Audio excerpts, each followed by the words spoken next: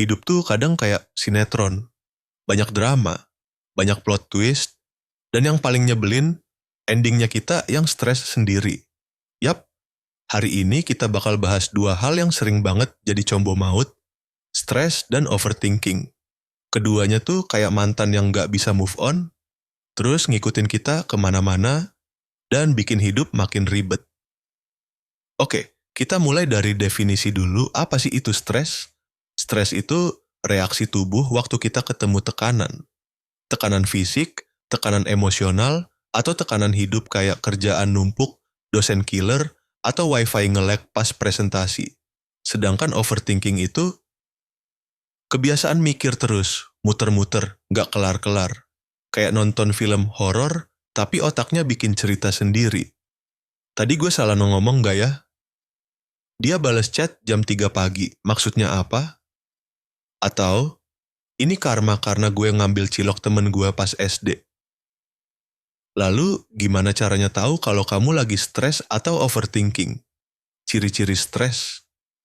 Cepet marah, padahal cuma disuruh mindahin kursi. Susah tidur, padahal badan udah capek banget.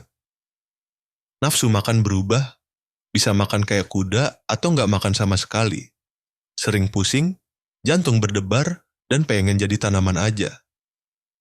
Ciri-ciri overthinking. Ngulang percakapan di kepala kayak podcast internal. Susah ambil keputusan, bahkan buat milih ayam geprek level berapa. Ngerasa bersalah terus, padahal belum tentu salah. Dan sering mikirin hal nggak penting secara berlebihan. Terus, bahayanya apa? Stres dan overthinking nggak cuma ganggu mood, tapi bisa bahaya. Kesehatan fisik jadi drop. Gampang sakit, gampang capek. Susah fokus, kerjaan berantakan.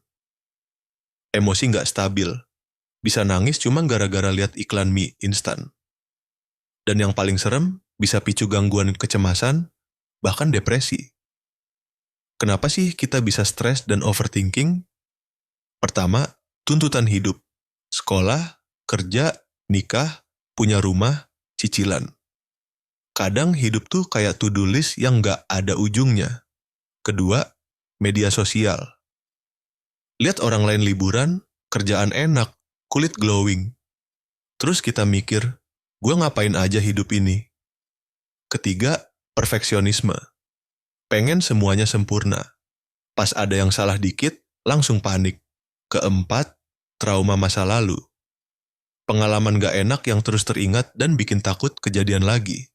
Lalu, gimana cara ngatasinnya? Good news-nya, stres dan overthinking bisa dikontrol. Pertama, mindfulness atau meditasi. Tarik napas, hembuskan. Fokus sama detik ini. Jangan pikirin yang udah lewat atau yang belum terjadi. Kedua, olahraga.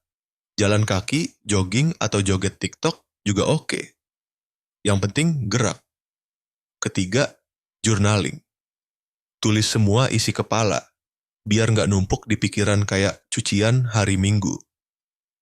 Keempat, ngobrol sama orang terpercaya. Curhat ke temen, keluarga, atau psikolog. Kadang kita cuma butuh didengerin. Kelima, kurangi screen time.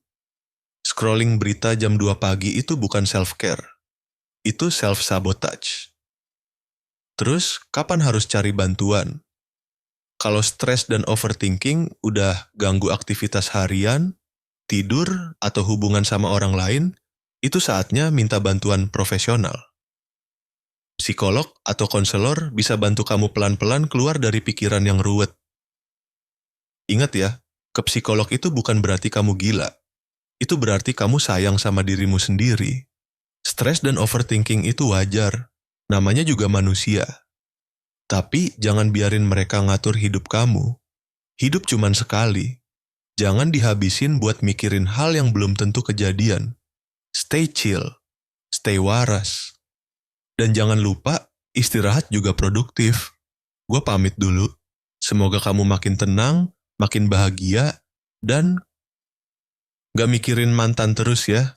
Sampai jumpa di video selanjutnya. Peace out.